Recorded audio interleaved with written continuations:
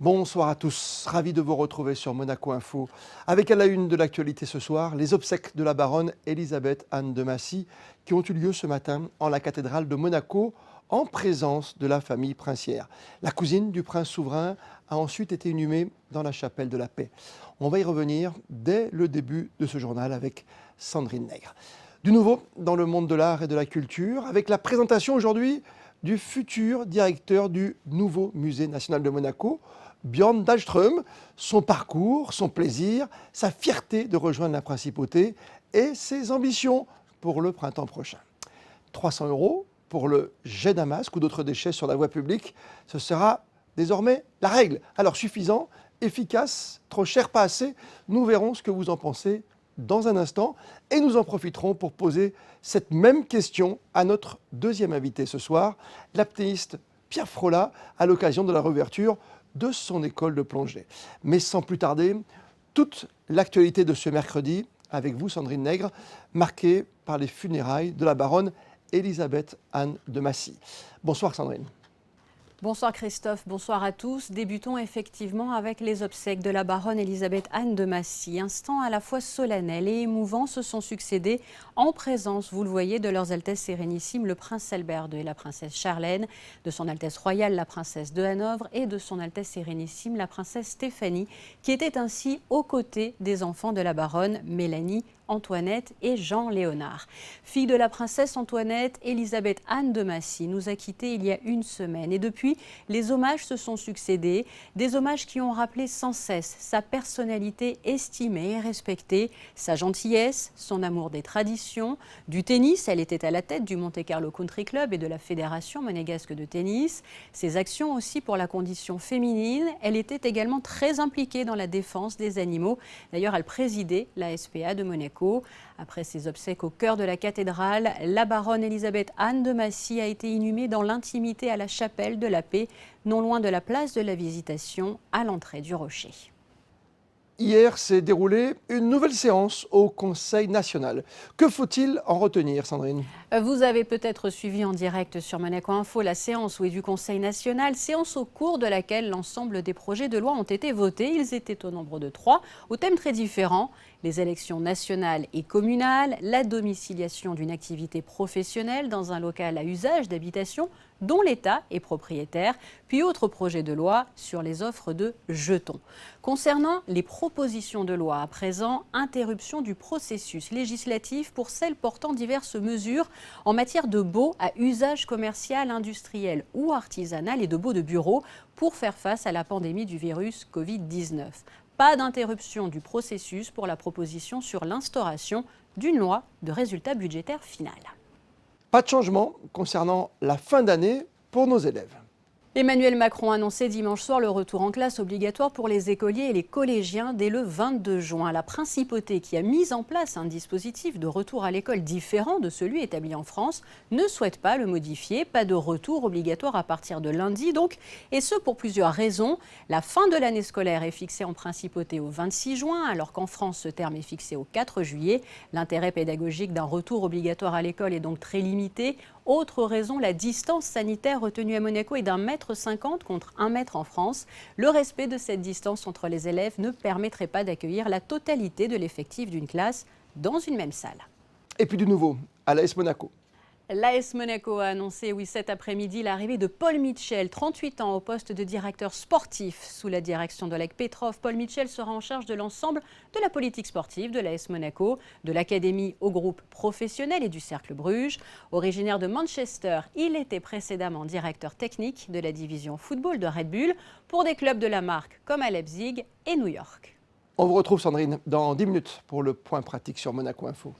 À tout à l'heure Christophe. Et on va saluer ce soir une arrivée en principauté de Monaco. Il est avec nous ce soir, invité de Monaco Info. Bonsoir à vous, Björn Dahlström. Bonsoir, Christophe Paco. Merci d'être avec nous quelques instants pour nous parler de votre nouveau rôle au sein du nouveau musée national de Monaco. Vous êtes le futur directeur, vous prendrez donc vos fonctions au mois d'avril prochain, mais vous êtes déjà là pour repérer un lieu que vous connaissez ? Je ne suis pas en repérage, je connais bien les lieux. Ça fait longtemps que je viens à Monaco. Je suis venu la première fois en 2007 parce que j'avais parrainé une œuvre dans le cadre du prix Prince Pierre de Monaco, une œuvre de Candice Bright en 2007. Et puis depuis la nomination de Marie-Claude Beau, que je connais depuis longtemps, j'ai suivi de très près la programmation de ce lieu. Donc je ne repère plus, mais je connais bien les lieux, donc je viens me présenter plutôt. Vous allez succéder à Marie-Claude Beau, que vous connaissez donc déjà. Vous avez déjà eu une expérience avec elle, hein, professionnelle. Ah oui, Marie-Claude, je la connais depuis très longtemps. On s'est rencontrés il y a 20 ans aux États-Unis. Je travaillais pour l'artiste américain, le scénographe, le plasticien, l'artiste total qui est Bob Wilson. Et on s'est rencontrés, moi j'étais interne dans sa fondation dans les Hamptons, dans l'État de New York. Et Marie-Claude était là, elle s'occupait d'un consulting pour une biennale de mémoire. Et on a eu une sorte de coup de foudre professionnel et amical. Et c'était il y a 20 ans. Alors justement, pas inintéressant d'écouter Marie-Claude Beau sur votre arrivée, sur votre personnalité. Il est pluridisciplinaire et transversal. Je pense que ça, c'est très important. Et pour Monaco, c'est très important et je pense que c'est ça. Il est un peu comme ça. Voilà, moi, c'est les gens qui m'intéressent. Hein. Donc, je pense que les gens qui sont comme ça, voyez, si je peux expliquer, c'est intéressant. Votre réaction, Björn Dahlström, au propos de Marie-Claude Beau? Ah bah écoutez, ils sont plutôt élogieux.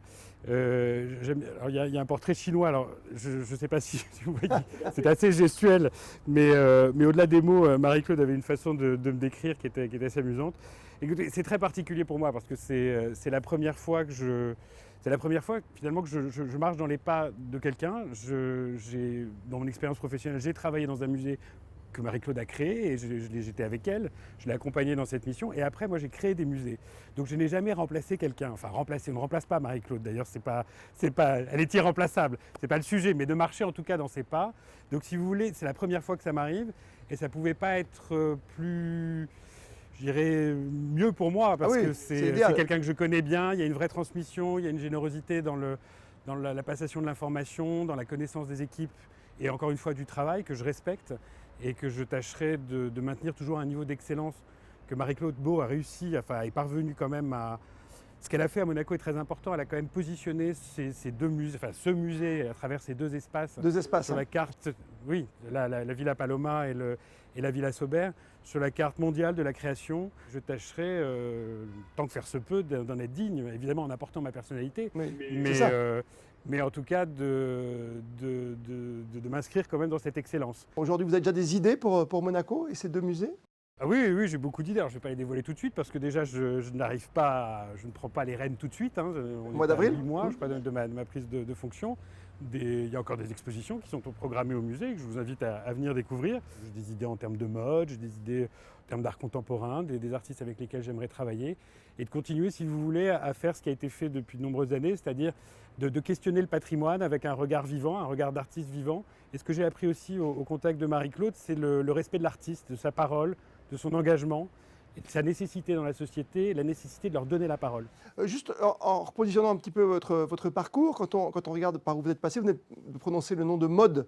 Et effectivement, vous sortez par exemple du musée d'Yves Saint-Laurent, qui est à Marrakech comme à Paris, vous avez travaillé avec Pierre Berger. Est-ce qu'on retrouvera du Yves Saint-Laurent peut-être prochainement à Monaco? Alors écoutez, pourquoi pas. Ce qui est assez étonnant, c'est que dans une exposition autour de Léon Bakst il y a quelques années, moi j'avais été amené à travailler avec les équipes ici de Monaco, puisqu'on avait prêté à l'époque, quand j'étais chez Saint-Laurent, un certain nombre de modèles qui reprenaient des motifs de Léon Bakst, parce que Yves Saint-Laurent était passionné par les ballets russes et la danse en général, donc il y avait déjà une collaboration, et je n'exclus pas du tout de retravailler effectivement, pourquoi pas. Alors Saint-Laurent ou la mode, ou peut-être même la botanique, pourquoi pas, avec le jardin Majorelle, puisque j'ai travaillé certes dans des musées, mais dans un contexte très botanique, où aussi il y a des questions intéressantes en termes d'écologie, de science. Et c'est encore une fois, c'est ce que j'aime, la transversalité. Vous venez de travailler sur la maison d'Émile Zola, par exemple, la restauration. C'est un projet très différent, c'était à la demande de Pierre Berger, c'était un projet de longue haleine. Pierre Berger avait été sollicité par le président Mitterrand il y a déjà très peu de temps avant la mort de Mitterrand, donc ça devait être en 95, pour sauver la maison de Zola qui se trouve à côté de Paris, dans la ville de Médan. Donc il a restauré cette maison, il m'a demandé de m'occuper de cette restauration de la maison de Zola à Médan, qui est une maison importante parce qu'elle a été créée vraiment par l'auteur, par Émile Zola, et aménagée au gré de ses succès littéraires et donc financiers. Et Pierre Berger voulait non seulement restaurer la maison, mais aussi voulait donner beaucoup de sens à travers la création d'un musée dédié à l'affaire Dreyfus, compte tenu de l'engagement de Zola auprès du capitaine Dreyfus. Donc on travaille actuellement à la création de ce musée qui est un musée d'idées, un musée politique, un musée civique, un musée important qui ouvrira au printemps prochain dans le parc de la maison d'Émile Zola qui s'appelle le musée Dreyfus. Donc je travaille à cela en ce moment. Merci mille fois, Björn Dahlström, d'avoir accepté l'invitation de Monaco Info. Merci à vous, bonne soirée, merci. Et on va évoquer ce soir ensemble les conséquences post-Covid dans notre vie de tous les jours. Et l'apparition, vous l'avez remarqué, de nouveaux déchets liés aux mesures de protection en cette période de crise sanitaire. Alors jeter un masque chirurgical à terre, un gant comme un mégot, une canette ou de la nourriture vous en coûtera désormais 300 €, voire jusqu'à 600 € en cas de majoration. La lutte contre ces incivilités franchit donc un nouveau palier en principauté. Et vous, qu'en pensez-vous? Vanessa Dessy est allée ce midi à votre rencontre. Les gens vont réfléchir et du coup c'est peut-être une bonne idée, ouais, 300 €, même plus. Si pour la personne 300 € ça devient problématique, là ça devient dissuasif parce que du coup on y réfléchit à 2 fois avant de commettre le délit du coup. C'est vrai que je viens de passer par le boulevard du Moulin et j'ai vu 2 ou 3 masques par terre et je trouve inadmissible. Et effectivement, ça a peut-être incité les gens à ne pas le jeter, hein, oui. Oui, je pense que c'était une bonne initiative. Hein. Je pense que les gens qui jettent leurs masques n'importe où, ils n'ont pas reçu d'éducation, pour moi. Ça me paraît un peu excessif, quoi, 300-600 € pour un rappel à l'ordre. Ça peut restreindre certains abus au niveau de l'espace de l'environnement. L'impact du fait de les laisser dans la nature, etc., le temps de décomposition éventuellement, ça serait bien de l'indiquer. Il faudrait les mettre directement à l'eau, pas les masques les gens. Réaction recueillie par Vanessa Dessy. Il ne doit pas être insensible à cette cause, évidemment, et à ces nouvelles mesures. Pierre Frola est notre invité ce soir sur Monaco Info. Bonsoir Pierre. Bonsoir, oui, non, je ne suis pas du tout insensible à ces nouvelles mesures. Encore faut-il les appliquer, c'est ça qui est important. Oui, 300 € déjà, c'est une mesure qui est suffisante pour vous? Je pense qu'il n'y a pas de prix au civisme. Il serait plus souhaitable que les gens ne fassent pas preuve d'incivisme et qu'on n'ait pas les verbaliser.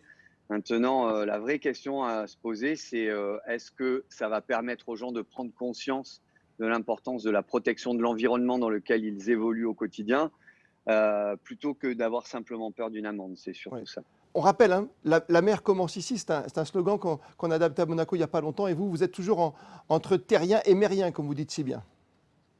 Oui, bah, la mer, pour moi, elle commence partout, elle commence à tout moment, et où qu'on soit, hein, si on sensibilise les gens en Île-de-France, la mer commence chez eux s'ils jettent quelque chose dans le caniveau.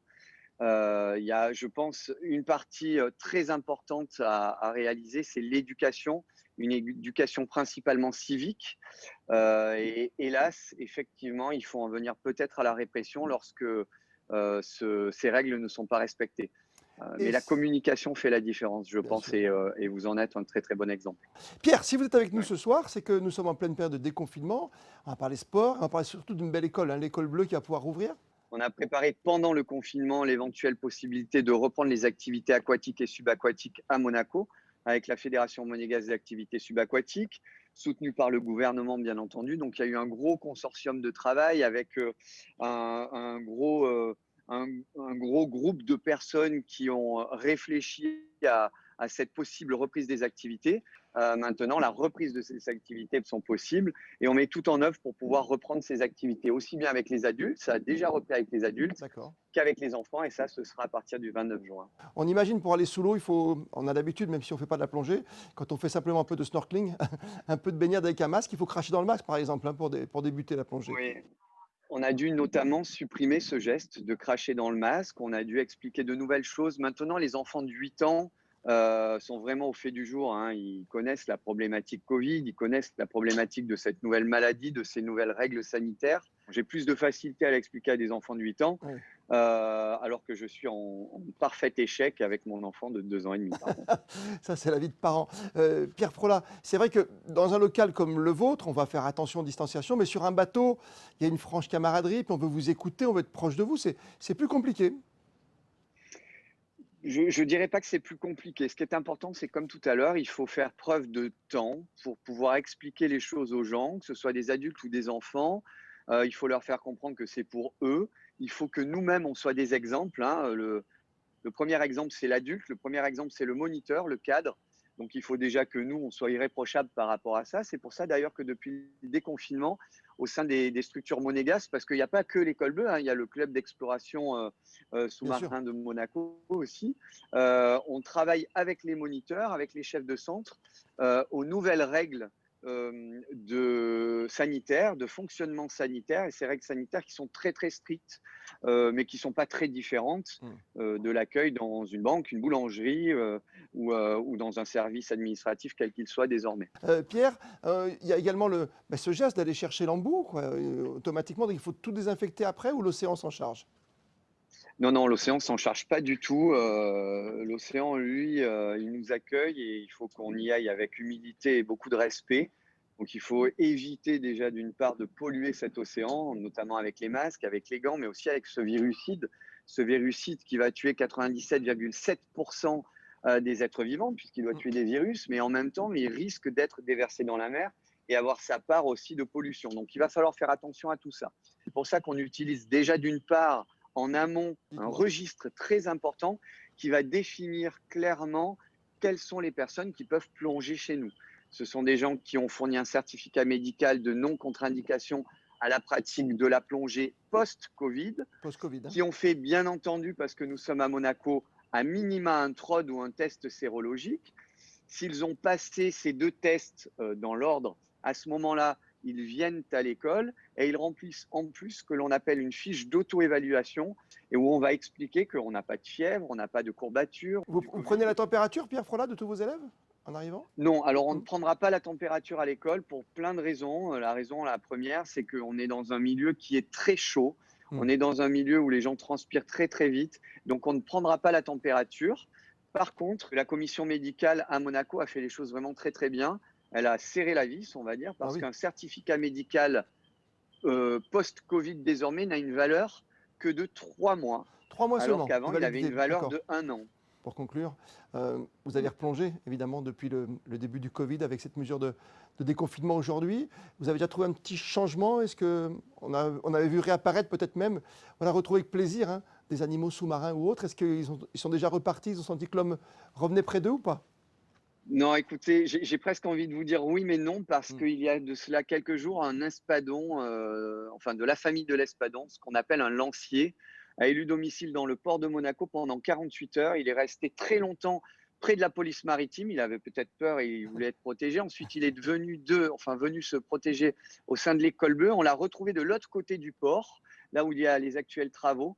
Donc cet espadon qui n'a rien à faire dans le port était là. Donc je pense qu'il a profité de l'accalmie humaine parce que pendant de très longues semaines, pendant le confinement, il n'y a eu aucune pollution sonore en mer et donc les animaux se sont rapprochés. Vous avez vu par exemple Grégory Campi qui le premier jour du déconfinement est sorti en mer et est tombé nez à nez avec un cachalot. On a nous-mêmes eu la chance de pouvoir nager avec des baleines, des dauphins et des globicéphales dernièrement. Alors, ce n'est pas exceptionnel, ça arrive très souvent. Néanmoins, il est vrai qu'ils sont tout près des côtes. Merci à vous, Pierre Frolat, d'avoir été avec nous ce soir sur Monaco Info. Très, très belle soirée à tous et à demain.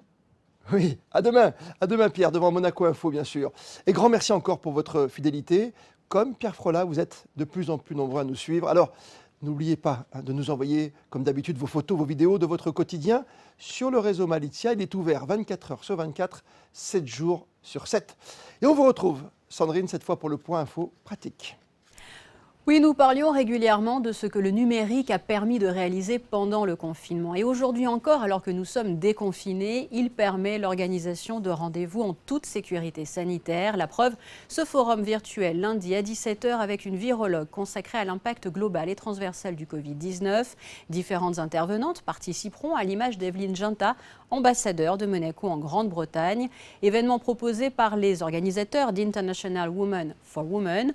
Plus de détails à l'adresse qui s'affiche actuellement au bas de votre écran. On fait le point, Sandrine, sur le centre de loisirs Prince Albert II. Le centre de loisirs Prince Albert II fonctionnera du 29 juin au 4 septembre 2020 afin d'accueillir plusieurs enfants dont les parents travaillent, mais avec un nombre de places limité afin de respecter la distanciation physique exigée. Pas d'accueil d'enfants d'âge maternel, fonctionnement par groupe de 8 enfants dans une salle d'activité, pas d'intervenants prévus ni de sortie pédagogique envisagée. Les journées peuvent encore être réservées si les enfants étaient déjà inscrits au centre pour l'année scolaire 2019-2020. Je vous rappelle que le mini-club de la mairie restera, lui, fermé. Les commémorations du 18 juin auront-elles lieu, Sandrine ? Oui, et à l'occasion du 80e anniversaire de l'appel du général de Gaulle du 18 juin 1940, la Fédération des groupements français de Monaco vous convie à suivre en direct sur la page Facebook de la Maison de France la commémoration qui aura lieu à huis clos demain, jeudi 18, dès 11h30 à cette même Maison de France. A tout de suite, Sandrine. Et comme le veut la tradition, on découvre à présent ce qui a fait le buzz aujourd'hui sur les réseaux sociaux à travers le monde, all over the world.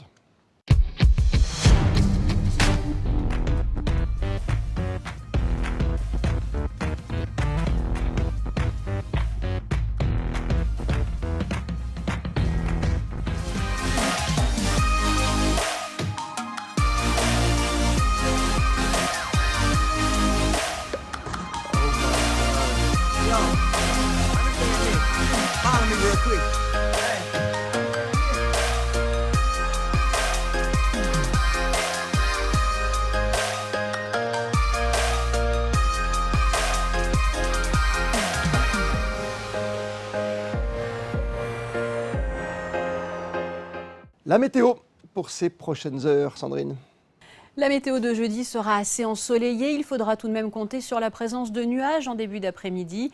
Température clémente de 16 à 24 degrés. Demain, nous fêterons les Léonces. On termine ce journal ce soir en photo avec un hommage à la baronne Elisabeth Anne de Massy. Demain, 19h, vous retrouverez Émilie Rousseau pour une nouvelle édition de votre journal sur Monaco Info. Quant à moi, je vous donne rendez-vous lundi prochain. Bonne fin de soirée.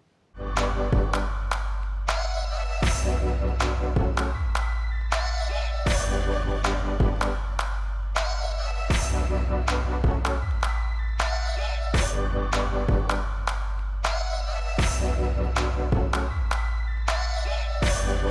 you.